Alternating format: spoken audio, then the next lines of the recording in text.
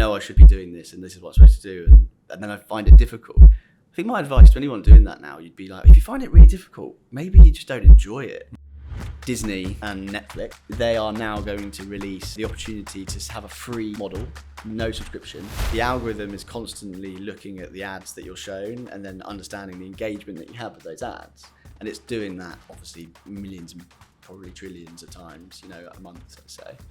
I think you're right, the younger generation are almost used to it and they don't really mind personalised ads. But that's what we're talking about, right? It's personalisation of advertising. Yeah. If you don't like it, you should be able to turn it off.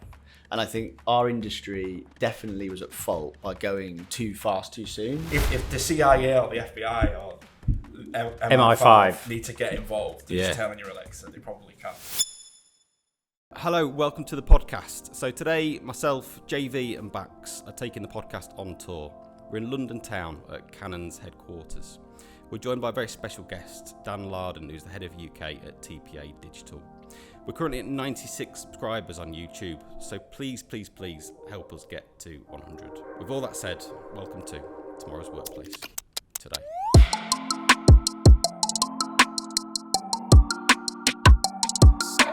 Well, we're in the big smoke. Yeah. How are we finding it?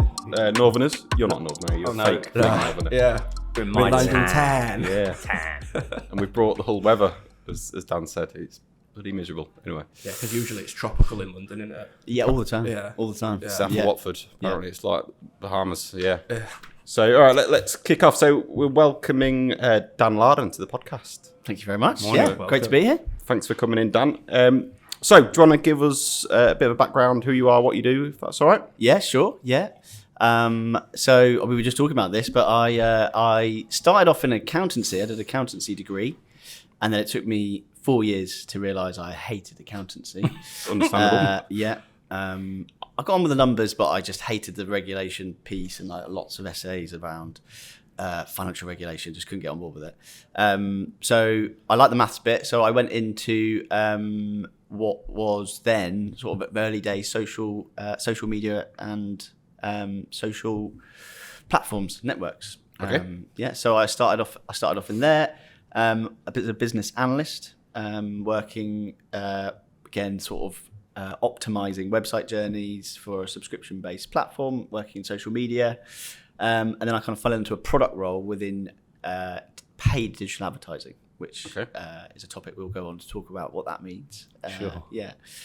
So spent quite a long time in product within data-driven advertising, building interesting pieces of technology that helped target consumers around the internet, known as retargeting, which again we'll go on to talk about probably whether that's a good thing or a bad thing.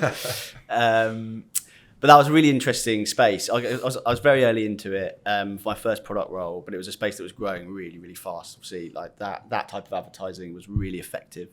How long ago was this? Advertisers were just piling lots of money into it. This would have been 2012, 2013. Okay. And really interesting space. Lots and lots of investment and VC money being pumped into it as well from the technology side. Worked in that for 4 or 5 years, and now I am newly turned into a consultant. So I was on the paid advertising side at a media agency, building those products, and now I try and use that knowledge to help brands navigate the digital advertising space, specifically in paid advertising. Yeah. Specifically within social media platforms or more broader than that? Yeah, so it's paid social is part of it, but also data-driven advertising all around the internet, including sort of video as well, so like YouTube and display advertising as well. Okay. All the adverts that you see online essentially are data-driven in some way. So seeing as I'm the new kid on the block, I'd like to get in early with a bit of a contribution. So you said you started out as an accountant. Yes. And then you've shifted into what many would view as quite almost like the opposite of the type of person that would be an accountant. Yeah. So do you have any insight into like what the traits were that led you into accountancy, but that also transfer into advertising? Yeah, it's a good question actually. I think I was always a maths guy, so I always did well at maths. And I think when you're young and your parents know you're good at maths and teachers know you're good at maths. They're like, you should do accountancy. That could be a career. Default setting. Yeah, and you almost just go, okay. And that sort of gets drilled into you, I think, as a sort of throughout your youth. So when it came to like picking a uni degree, I did my sort of like normal A-levels, I did maths and sort of a few science degrees, science A-levels. And then when it came to that picking the uni, I just sort of, it was almost like predetermined for me, because I was just like, oh, well, I'm going to do accountancy. No one actually sort of sat down and said, well, this is what it's going to be. I didn't really look into it much. And I think was quite a big mistake, actually. Just thinking that I'd enjoy it. And it took me like about a year, I guess, of studying and going, no, this is what I'm going to be, because it's predetermined. And then it took me like probably 2 years. I was like, I really don't enjoy this. I wasn't very good at it, basically. I was really struggling, and I think a lot of people do that with their degrees, don't they? They're sort of, I know I should be doing this and this is what I'm supposed to do, and then I find it difficult. And I think my advice to anyone doing that now, you'd be like, if you find it really difficult, maybe you just don't enjoy it. If you're really struggling to actually sit down and do the work. I wish I'd converted. I think there's lots of options now to convert. I was going to ask. Yeah, and do different things. Why you waited the 4-year term before you went, you know what, this really isn't for me, and I could probably, actually I want to go there. Yeah, I think at that time, at that point, I think I convinced myself that it was an okay degree to have to then prove that you are numerate, and there are lots of industries that said, we want people that are numerate, so a degree in science or like maths is fine to then go into this industry. And I think that's what digital advertising was one, or at that time, sort of product-based digital roles were sort of, they needed that maths from an analytical. Yeah, from an analytical point of view, exactly. Yeah, because it was all about, at that time, it was all about sort of data-driven decisioning. Whether that be optimizing your own websites. Yeah. Or whether it be, just product or whatever it is, So I think that's it. So I think the transferable bits that I learned are certainly got really good at Excel, really good at the forensic accountancy is actually really interesting. That's the bit that I'm really interested, because that's all you're given a load of financial statements with loads of stuff missing, and you have to figure out which bits are missing. And that takes just a little bit. You don't really need any financial knowledge for that. It's just a little bit of maths sort of thing.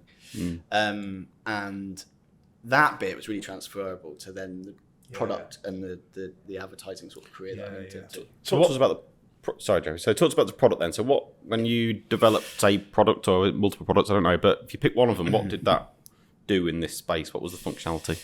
Yeah, so the main product that I worked on was something called a demand side platform, which is called DSP in our lingo. Essentially, what that did was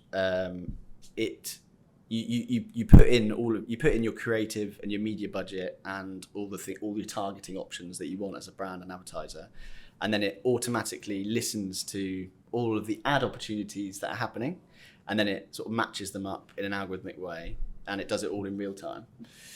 Best way of explaining it. So when you go onto the Telegraph or the Guardian website homepage, and there's an ad. So actually, any time you go on there, there's that opportunity to give you an advert is sent to probably 5 or 6 different demand side platforms. They all then bid on the opportunity to then show you an advert based on your location, your browsing habits, all the data that the Guardian know about you. They then actually sort of send I think this person's worth this much money to me, based on all of what I know about them and how much budget I've got left to spend and how I'm performing in terms of a campaign. There's a calculation. All those bids are put together, and then the highest bid is then the selection is the highest bid then wins, essentially. There's quite a lot that goes on between that. But all of that collection of data, that analysis, the bids, and then the collection of those bids, and then the decision to show you that ad, that all happens in about 0.5 seconds. I was going to say, there's an awful lot going on there for me to view a particular ad. That's it, yeah. I mean, it's getting lower and lower, obviously, as well. So the amount of time that it takes is getting lower, then the amount of data that you can process to make those decisions is getting bigger. So that was our sort of product, I guess. So we were trying to listen to as many opportunities as possible and build really interesting algorithms to make sure we were just placing ads for our brands that they needed to be. That were going to be the most effective, essentially. Yeah. So it was a really interesting space, and it was kind of brand new as well. Like it had from because you said like 10 years ago. Yeah. So this was maybe like Facebook was maybe 3 or 4 years old at this point. Yeah, exactly. Yeah. So at the same time, Facebook were building their own algorithms to understand ad placement inside their own platforms, and trying to figure out how to make those the most relevant. And they were by far the best at doing that, and that's why advertisers were just sort of again pumping lots of money into that Facebook ecosystem. Yeah. And that's why it got so good. There's that whole thing around, I was talking to my mate and then I saw an ad. Yeah. That thing. Yeah. Like we don't have a dog, but we were talking about dog food for 10 minutes. Yeah. Now we're getting ads for dog food. Exactly. Yeah. And that's like a common, everyone goes, well, it must be listening to what I'm saying. It's a phone. But it's not, and I know that's not the case because right. if that did exist, then I probably would have been sold it at some point because yeah. Facebook was sort of selling their products to me. So what about Alexa? What is happening there? Is Alexa listening to me and retargeting based on that? Well, that's an interesting one because it's. They say that it's only listening after you say the word to turn it on. Right. So it listens to anything after you said Alexa or OK Google. For how long? I have no idea. It's got to be always.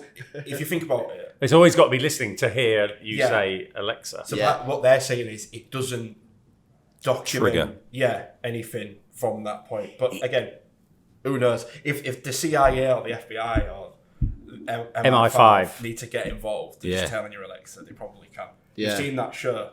I forget what it's called, where people have to go on the run. I think it was on Channel 4. Oh yeah. You'll have to go on the run. Hunted. Hunted and see how long they can remain unseen. But obviously they can't go in any streets. They can't use a cash machine. They can't do anything that would trigger some sort of geolocational sort of imprint on the system. But we're getting into conspiracy theories there. Hi guys, I just want to jump in and talk about a specific area of automation which we often get involved in, which is the processing of supplier invoices, or accounts payable automation as it's also known. Most businesses have invoices that they get sent from their suppliers. Essentially what our solutions do is they read those invoices, they extract key information from them, like purchase order numbers, supplier codes or supplier names. We then use that information and match that up against digital records. So can we find a purchase order number? Can we find a goods received note for that product? If we can, then we can match it up, we can reconcile it, and we can automatically post that into your finance system. What makes us different is that we configure our solutions to be specific to your organisation. So we're not an out-the-box, plug it in and see what you get. We actually understand more about your processes, your organisation, your supplier base, and we configure the solution to meet those requirements. Hopefully that's enough to pique your interest. If it is, get in touch, let's have a chat. But so is it valid then? So the conversation over the dinner table about dog food, then suddenly I'm being targeted with dog food. Yeah. What, is that just a coincidence, or how is that happening? Well, it's definitely not coincidence because that's just Facebook being really, really good at understanding what you may or may not be interested in. Okay. So it's basically a really good advert for our industry to brands because you sort of, as a brand, you're like, I either want to target people that may be interested in my product, so I can sort of use some awareness campaign, right? So that in the category of like a potential dog owner or cat owner, and for sort of Mars Pet Care, right? Who sell, that's amazing. I want to be able to do that, and they've never been able to do that before at scale. But they've only been able to buy like a TV ad slot, right? Which is you can't target. So that was a really good advert for it. But the reason why it happens is because the algorithm is constantly looking at the ads that you're shown and then understanding the engagement that you have with those ads. And it's doing that obviously millions and probably trillions of times, a month, let's say. And it's not just about you, it's obviously about that with your friends that you're connected to.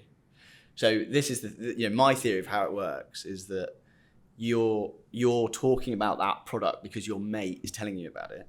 And your mate who sat next to you has probably done some sort of interaction online regarding that product, like visited the website or engaged in it. That algorithm doesn't know you're sat next to each other, but it knows your mates sort of thing. And it knows you have a similar profile. So it's like, oh, well, I might as well try those 100 friends or those 500 friends sort of thing. So that's in my head, that's probably how it works. A simplified way, of saying how it works. But that then leads to, I was talking to my mate, about this thing. I didn't look at this. I didn't go on the website. I didn't do anything. And then I saw the ad. So my phone must be listening to my conversation. So it's creepy to users. But I think he's in with them. Yeah. He's a shill. He's trying to throw us off the scent. This is all actually just a PR exercise. No, you're right. Because even, for example, all right, let's try it out. Let's talk about prams. Let's say we don't have children. And then we're sort of looking for our socials. We'll probably skip the adverts that don't relate to prams until we see one that relates to prams. Then we can say, oh, look, it sent me this thing about prams.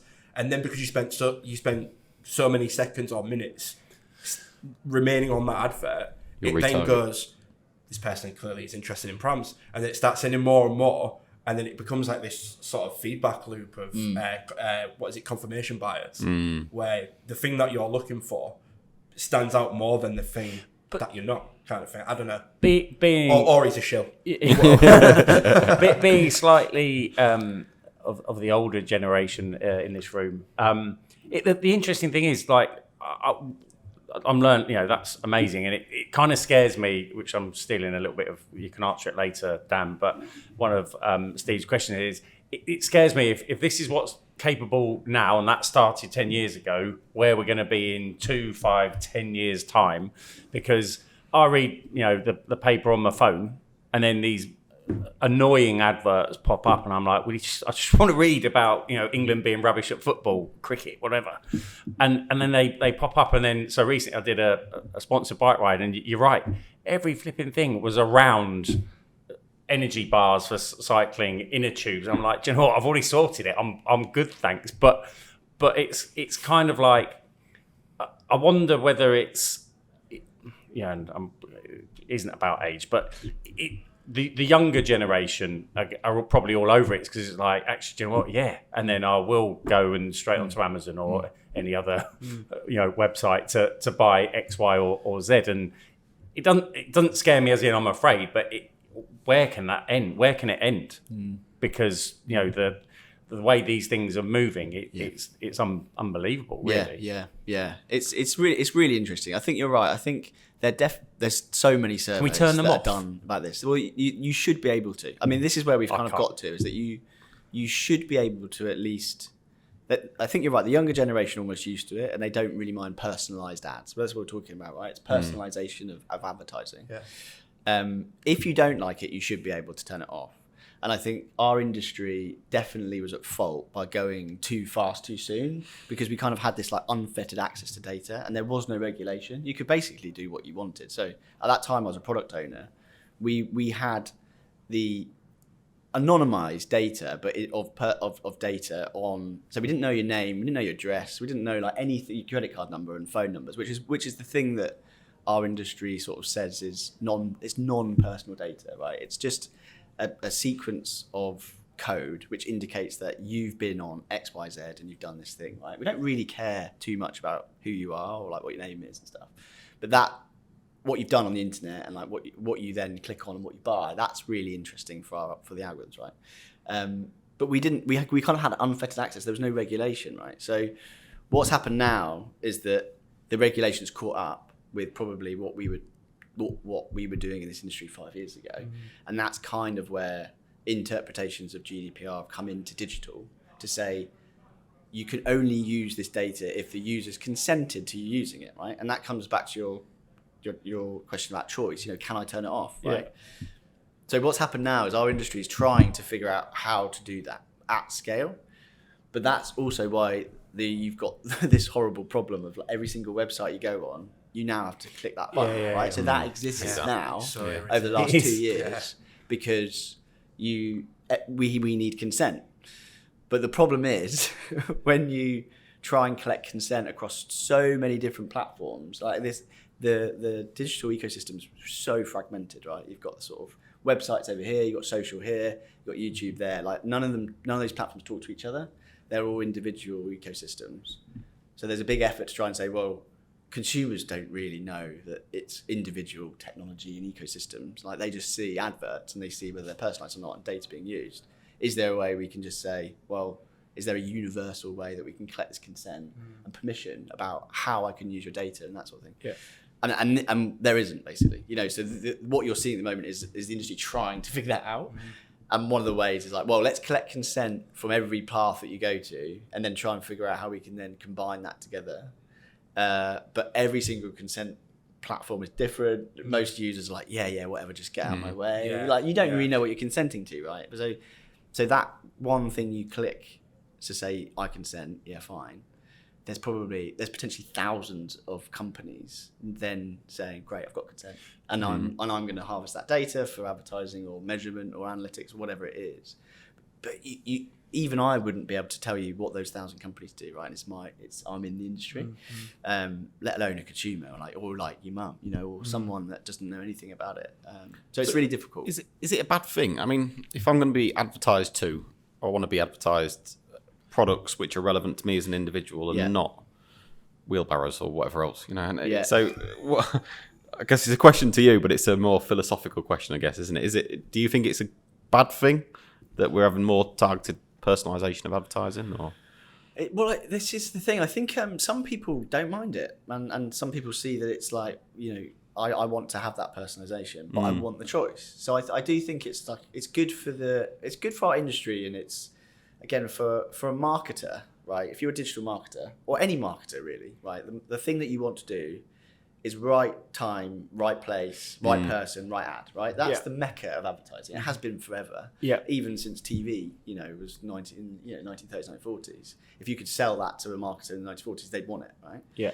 And digital, the marketing was the same. It was offline, right? It was kind of like very broad based. I'm going to buy a TV ad store. I'm going to buy an out-of-home placement. I'm going to do this stuff, right? And then all of a sudden, this opportunity to do right time, right place, right creative, and not have any of the wastage, that is an incredible opportunity for a marketer, right? You can just, there's that whole old adage of, I know 50% of my advertising works. I just don't know which half. Right? That's the thing that we've leaned on in digital for ages. Like, now you can know the half that works or not, and you can turn it off.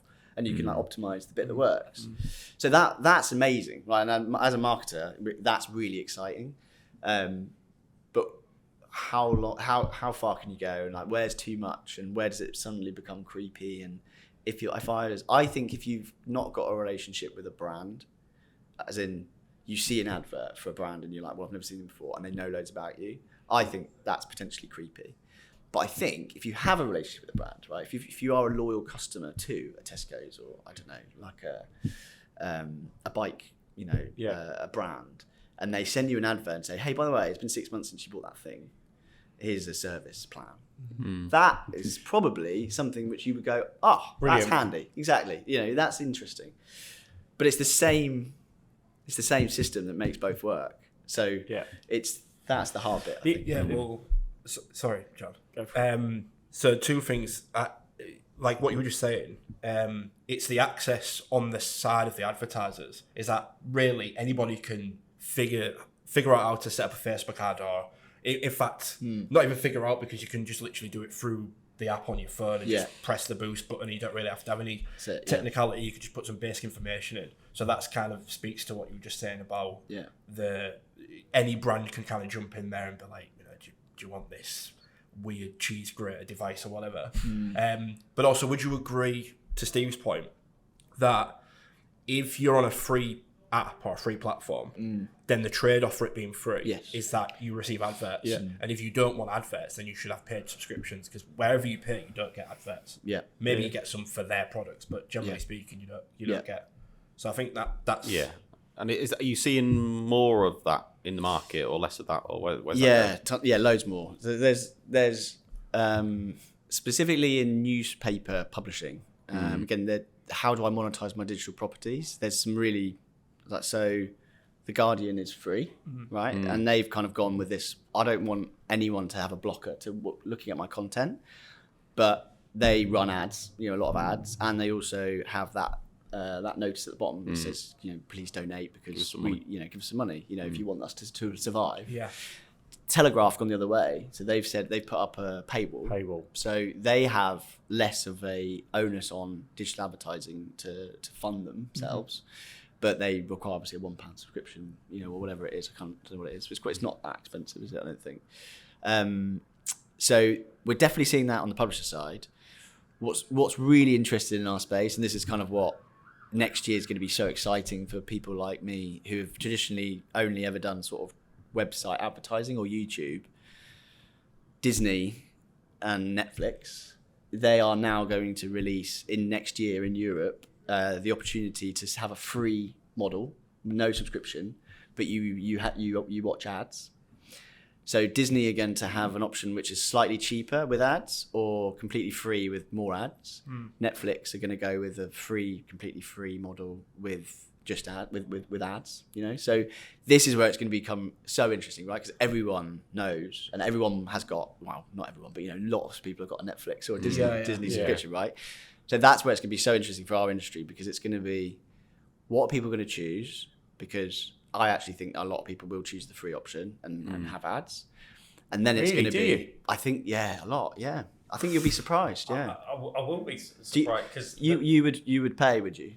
100%. Yeah. Well, all right. Let me caveat that by understanding what if there's a change in my monthly subscription. But the thought of being able to watch things at the moment, let's just call Sky or BBC One, BBC One to whatever it is, 5, terrestrial, just for this point. As soon as I go onto Netflix or I go onto Amazon or whatever, and I can watch something and it's not interrupted, and I don't have to press plus to go 30 times quicker than, that's brilliant for me. As soon as an advert comes, I'll be honest, on anything that I watch, if I've recorded it, you've only got to watch any of the Saturday night programs forward, and thankfully Sky Q, you can go, forward 4 minutes, you missed them all, brilliant, move on. Okay. Great. Yeah. And I agree. I think we've got learned behaviour now that we don't wait, do we? I think back in the day you had to watch adverts, so you were used to it. Now we're used to not seeing adverts. I think to step back. Which I think, though, which I think is interesting. So when you're going to have the option, so some people may want to watch Netflix, but maybe either can't afford it or have something else, and they're not prepared to pay a tenner a month. Taking adverts is fine, and then the others that are actually, do you know what? I don't want adverts because I consume adverts in other ways through social or whatever. I'm just going to watch what I want to watch uninterrupted. It's a brilliant model from those companies' point of view and for the industry, because it is opening up another avenue, another lane where they can generate it, and then people indirectly have that choice, don't they? They can go, do you know what? I'm not interested in that. So I gave the analogy that I don't really like adverts.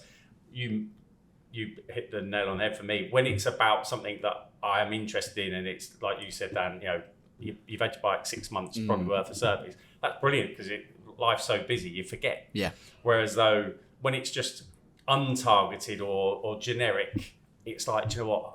I'm not bothered. You see, I sort of half agree with both sides, because, my generation, I'm 33, but as it's been said before, I consider myself to be a bit of a Gen Z trapped in a millennial's body. And I spend the majority of my view time is, if you discard like TikTok and Reels, I'm either watching Netflix, Disney or YouTube. And on YouTube, there's ads. And it's just part of the experience. Yes, as soon as the option is there to skip, you skip, right? Yeah. But it seems like that skippability, just invented that word, is getting less and less as time goes on.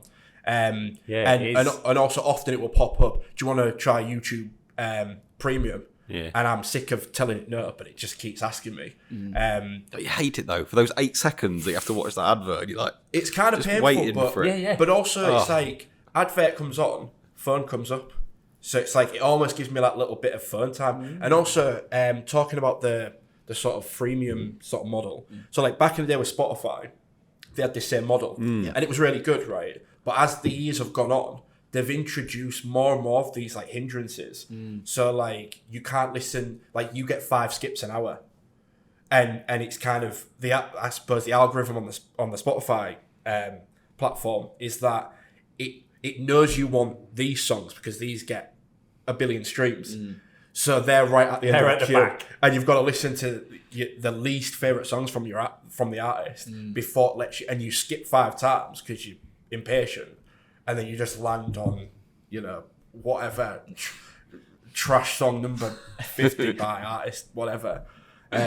So yeah, I do agree, but it is good because it gives people access when they can't afford it. Yeah, I suppose ultimately that's what the internet should be. Yeah. Is this a strategy to open up new geographic markets in terms of new countries that probably wouldn't be paying $10 a month or whatever for subscription? I think it's largely just a business decision. I think it's a really interesting model for digital platforms in general, right? Whether it be Spotify or Netflix. I mean, I think it comes from the CFO first, actually, because basically what's happened with Netflix is the subscriber numbers are falling for the first time, right? So their share price is starting to go, no, we're not going to see this massive growth. So all of these digital platforms, like Uber, Netflix, they all have share prices which are way above their actual, what profit they make. I'm not even sure if Netflix is profitable yet. Well, either. some of them don't even make a profit. I don't think they? Uber is yet, either, Yeah, right? no. But it's got like $1 billion. So it's always like what's the potential and what's the eventually going to be. And as soon as they see those numbers plateau, the investors get squeaky. Exactly. And then so the CFO at that point has got to go, well, if my revenue's flat from a subscriber number, I need to generate some extra income. So that's when I'll turn the advertising model on. And then to the Spotify point, you turn the advertising model on early like they did, and they've got this subscription ones, but now they just need to sort of like constantly play with the numbers. Do I add more ads, or am I annoying people? So am I, and what's the actual benefit from having a free to then subscriber, so that people stay on the platform. So there's lots of those decisions which they are CFO led first, but obviously from a technical point of view, from where I'm interested is what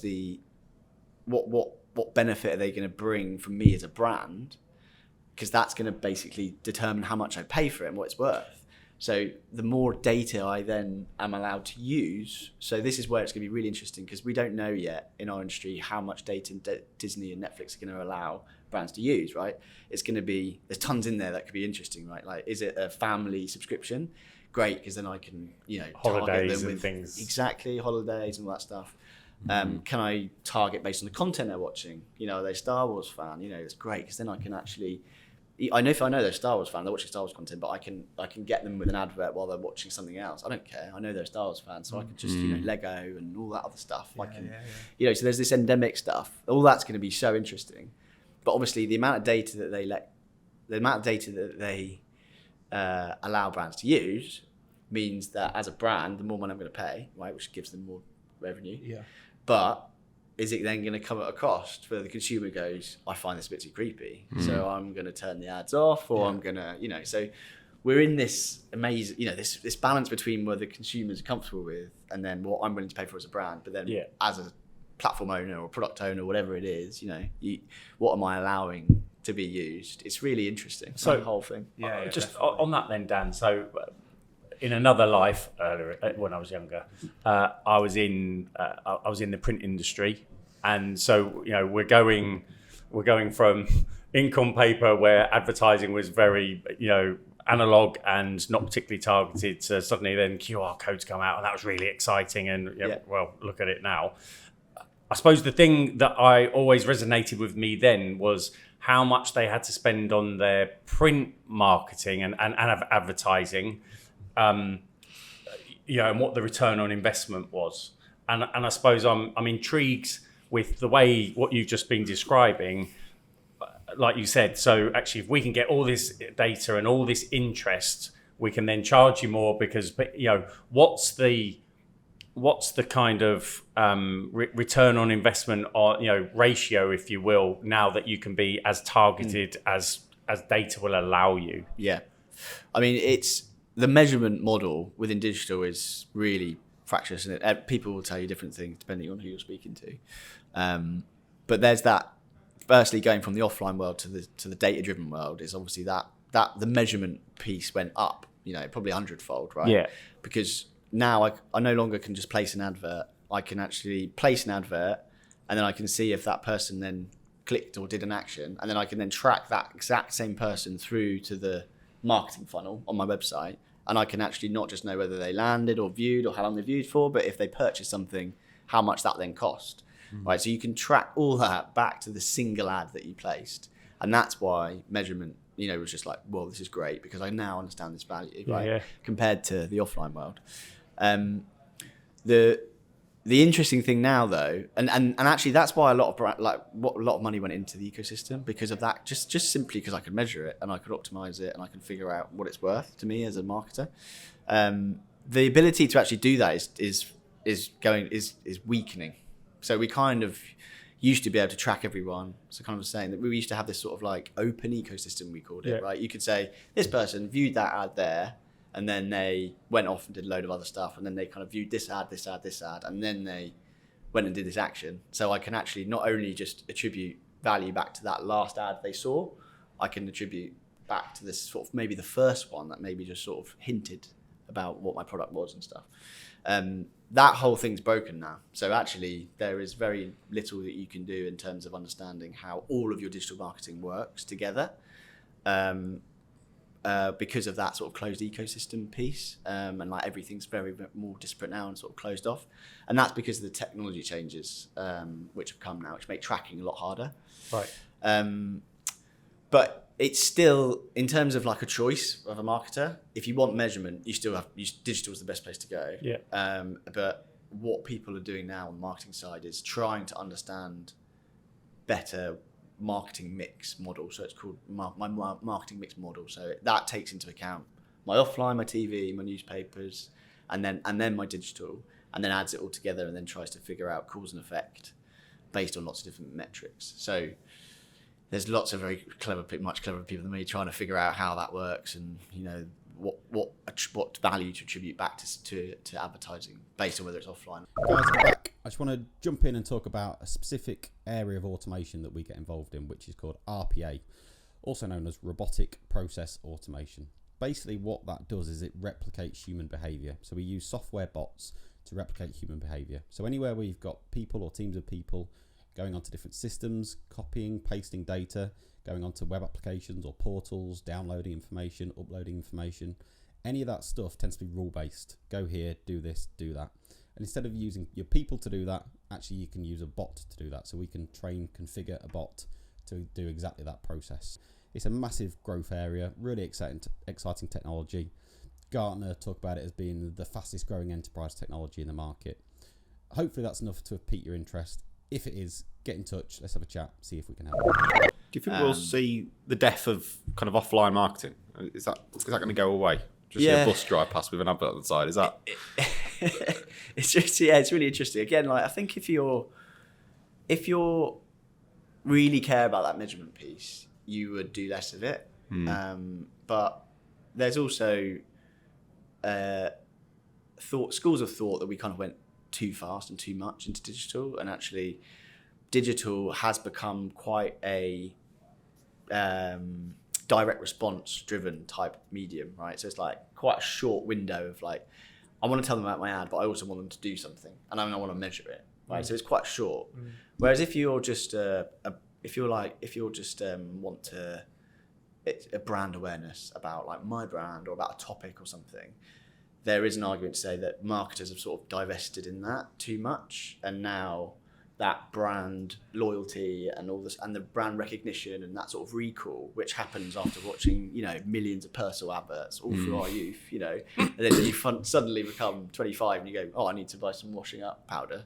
Oh, personal, that's takes the maths behind that is impossible to do, right? No one knows what effect how that works, right? But it's constant, you see it on a bus, you see it on TV, all that stuff.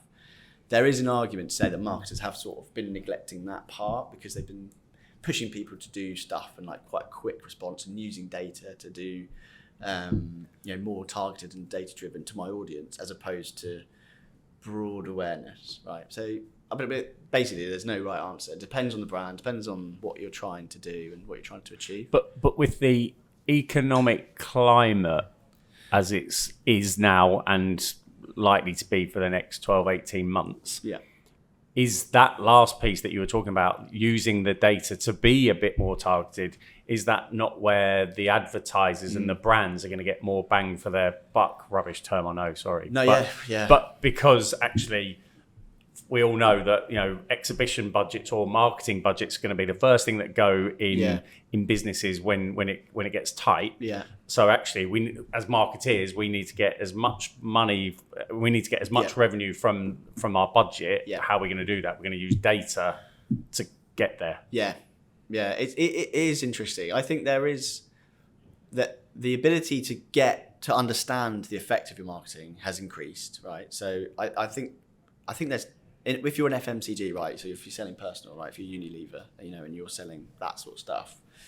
I once heard a marketing director from Unilever say, "Don't talk to me about wastage," because we'd go to him and sell. You don't have to have wastage anymore. You can be personalised. He's like, I love wastage. I don't care. I don't care that I'm not specifically targeting this person because I know that advertising will come good at some point, right? Again, back to that story. It's like maybe they are, younger or they're not got a washing machine, but they will have a washing machine, and they will need washing. And that's going to be He's like, I don't care about wastage.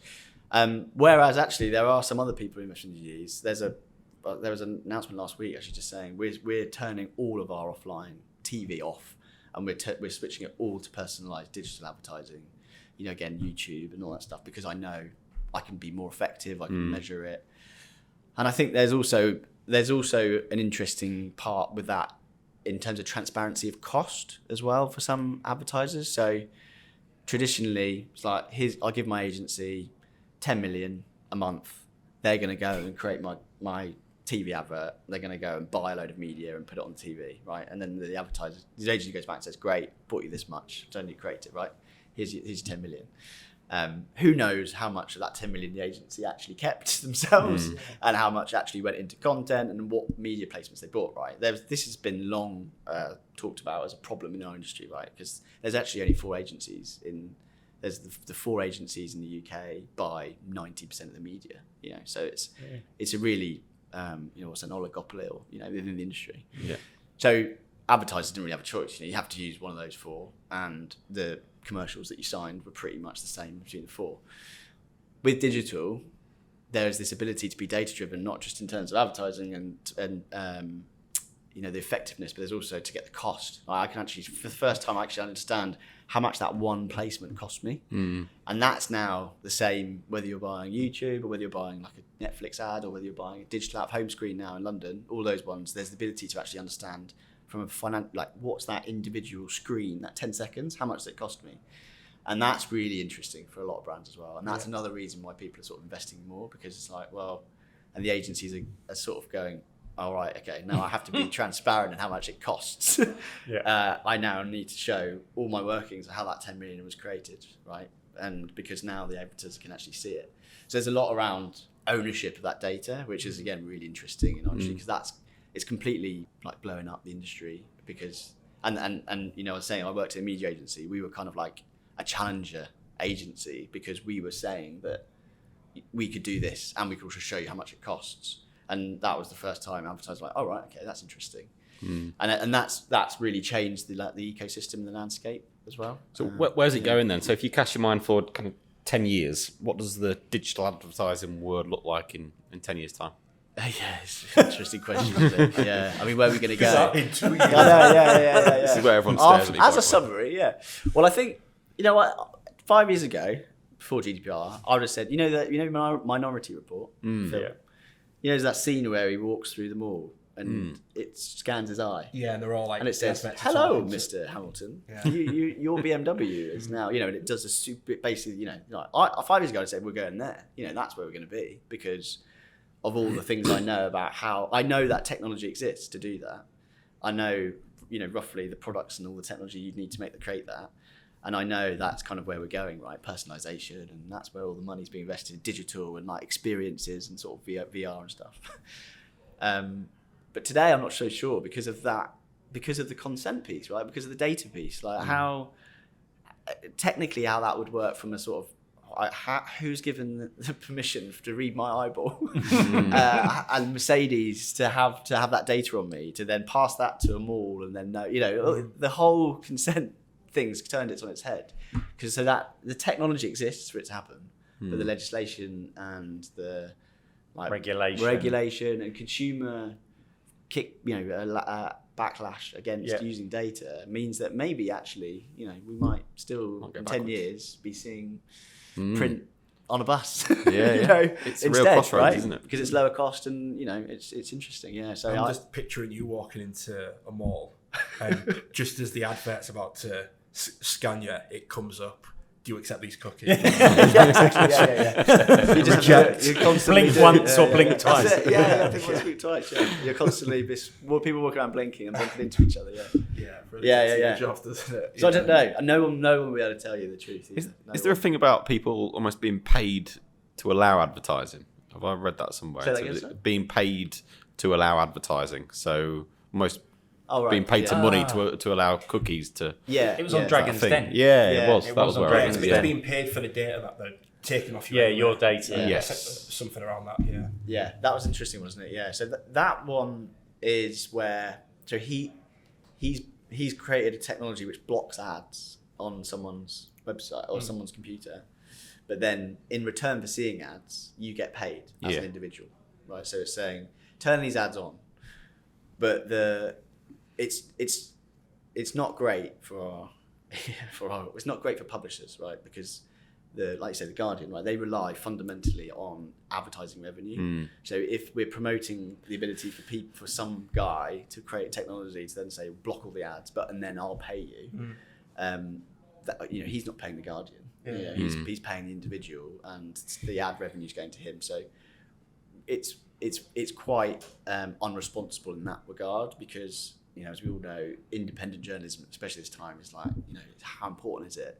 So the publishers would argue that's not a great thing, but it's interesting because that concept comes from the fact that people don't like ads, right? They turn them off. So if you give them the option to turn them off and then pay them to see them, that's great for the consumer, isn't it? So I think it's those things do exist. There's lots of them, but it's a responsibility of our ecosystem to almost say, to take that need for that to happen away and say, well, no, actually, let's just be more responsible and let the consumer have a better time with advertising, and then make sure that publishers are getting a fair cut of all the advertising revenue, that sort of thing.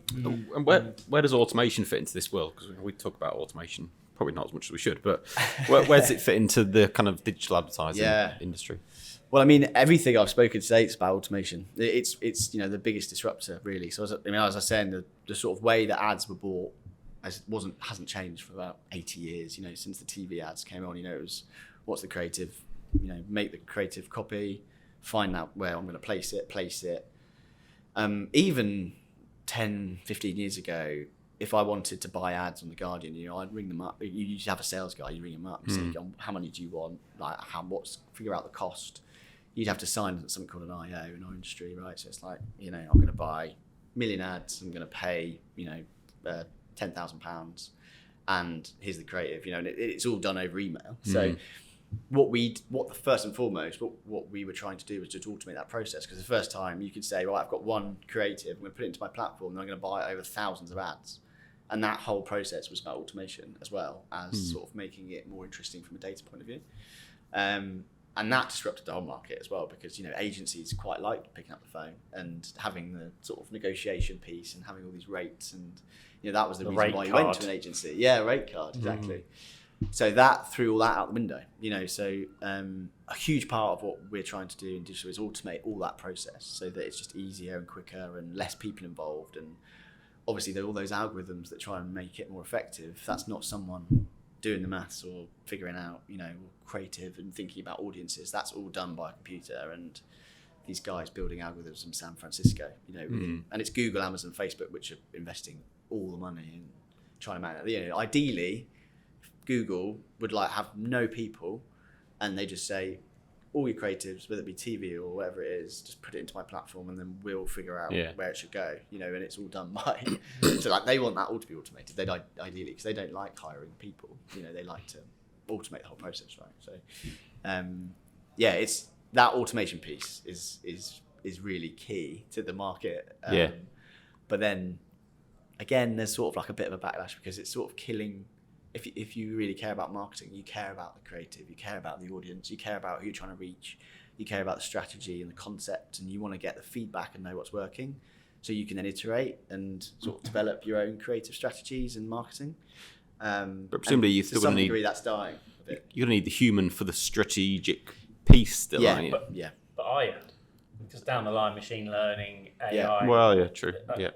they're going to be able to process way more data, and yes, you'll lose the personal touch, but you'll very quickly get to the result or the end result of this is what we need to do strategically. This is what we need to do. Yeah. Sadly, Fair point. luckily I'll be pushing daisies by then. But, well, maybe not actually. To be fair, the way things are moving, but No, I think you're right. It is moving very fast. And to your point earlier, like once it all becomes contained in this sort of algorithmic matrix, like with the 10 million to the marketing company, do you know what's being spent where and what's going where? It kind of reminds me of I heard a story, pizzeria story or something like this, but basically the guy was saying that, so he's like, let me tell you a story. A woman's got a pizzeria and she creates a bunch of discount flyers, and she hires 2 kids, and she gives the first kid blue ones and the second kid yellow ones, and they go out and people keep coming in with the yellow ones, and she's like, oh, but no one's really bringing any blue ones. So she says, all right, well, I'm kind of losing money from these discounts I'm having to give for the flyers, so let me just like sack off the blue fly kid because he's not really bringing any customers in, and let me just give the yellow flyer kid some more flyers. People keep coming in with the yellow flyers. She's like, right, it's great that people are coming in, but I'm still losing money with this discount. So one day she decides to follow the kid with the yellow flyers, and she follows him out of the pizzeria to see what he's been up to. And basically what he's been doing is been standing just down the street, and anybody that was about to walk into the pizzeria anyway, he's just handing them a flyer. And the point that he was trying to make is, because we don't have that visibility, there's an argument that some people put forward that actually what a lot of these paid social, just paid platforms in general, but let's say paid social, Facebook, whatever, is they're taking credit for someone who was already heading in your direction anyway, and you've kind of got no choice. And yeah, the analytics are there and everything, but it's all becoming a bit of a unquantifiable mess. And then Rory Sutherland would say, like, often people get the analytics and then they apply a narrative to the analytics like after the fact that kind of fits their Definitely. sort of framework. I know we're running out of time, but No, it's really interesting. Yeah. The digital equivalent of that is paid search. So, that's also where this sort of, do you use algorithms or do you just use a hunch? There's people would think of a brand or they'd think of a product, go, oh, I need to do that. What's the first thing you do? You go into Google and you go search John Lewis sofa, and because you're like, oh, I'm going to buy John Lewis sofa. Yeah. And then John Lewis sofa paid ad. First thing you see is a paid ad. Yeah. You click on that and then you go and buy a sofa. Yeah. So basically, everyone was like, Google, search is sort of stealing that attribution piece, right? exactly. Even though it was a TV advert I saw, or an out-of-home placement, or something that's made me really know I want a John Lewis sofa. So what marketers did is they just went, paid social is awesome. So I'm going to pump loads of money. Paid search is awesome. Yeah. So I'm going to pump all my money into that because of that attribution channel. Exactly that. Yeah. And then, and that's been happening, and you saw like all this thing, and then it took someone just to go, hang on a minute. What's the first thing that consumers actually do? And then there's this, and like to the flyer point, someone actually just sort of sat down and thought, what, maybe this isn't right. What's the actual journey? And that's really interesting. So that's, and it goes back to the algorithm point. It's like, maybe you don't really want a Google or someone or an algorithm or machine learning telling you what it thinks it knows. You actually need to, at that point, to go and have a look. Exactly. In your story, you right? have to go stalk the... Go have a stalk and see what people are actually doing. Yeah. It's weird because on that we I've lost my train of thought. Old moment. And I'm going to end it as well. I'll give you 3 seconds. No, go for it. Okay. I'll ask after. So last question. So it's Well, maybe not, but Tomorrow's Workplace today is the name of the podcast. So what does tomorrow's workplace look like? So again, let's say 10 years. What does it look like? Yeah, I think it's. I'm sure our industry is going through the same that everyone else is. That it could be we could employ people from all around the world just connected through to devices, or we could try and move everyone back to the office. I think the biggest thing that might drive people back to like the office culture that we kind of were used to is specifically in our industry. Like when you're an agency, your lifeblood is the young people coming through. It's the sort of grads. It's the people. They're the people that create your culture, right? Your culture you can instill a culture top down, but really, it's those groups, and it's those people that go to the pub and like create those things and like all these things that you never would have thought of about, if you're sort of senior trying to instill culture down. Those are actually, in my industry, that's so important, more than most probably as well, because it's creative and it's young people coming in and sort of creating relationships and thinking of new ideas. And there's a real worry that if they're all sitting independently of each other around the world or wherever, even at home, 10 miles out of London, they are very transactional. They're jumping on a meeting and they're just sort of, doing their work, and then they're signing off. And their social element isn't with their workmates. Their social element is with their flatmates or their family or whoever. And that's actually, your culture comes from the social. We all know it. We all know it. It's true, right? Regardless of whatever industry you're in. So there's a real drive. That I think that's going to be the main driver to like figuring out how do you get people younger generation back in and get them sort of interacting in a much more natural, unorganized way to then sort of instill that culture. Which is, I assume it's the same in your industry, right? Same sort of chats. We've got a great young team, and you're right. I love going in the office and getting people together, getting in meeting rooms, whiteboard, drawing stuff out. I think you miss a lot of that on the end of a Teams call. Definitely. Dan, Metaverse. That's where we're going. Yeah, but that's the conversation for another day. It is. I don't think it is where we're going, actually. Do you not? Nah. I think it was a fad. I think it's dying. But sorry. I think it went too early. But I think it'll come back. I can talk about that for 10 minutes. We'll do that in the sequel. Dan, Sequel, yeah. I could talk all day. Thank you very much. Absolutely. It's been an absolute pleasure. Thank you for being our first London guest. No, it's been a Thanks pleasure. very much. Yeah, thanks very much for having me.